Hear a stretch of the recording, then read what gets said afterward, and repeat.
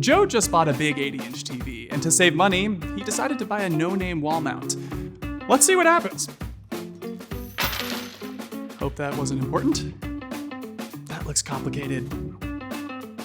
You sure that's level?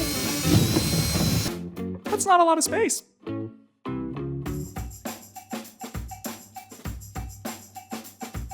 This wouldn't have happened if he had the Kanto PMX700, the strongest, most reliable, and easy to install mount for big TVs. Who are you? Why are you in my house? How easy is it to install? Glad you asked. Take a look. Everything in the box is labeled and organized, so you know exactly what to use and where. And the handy wall template makes finding the perfect spot for your mount super easy. Plus, its sleek, low-profile design allows you to get flush, right up against the wall. And in a few short steps, you'll have your mount installed and ready to go. Wow, that was easy. But how sturdy is it? The PMX700 can hold up to 150 pounds.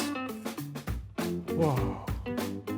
Okay, but what if you put your TV up and it's not centered properly?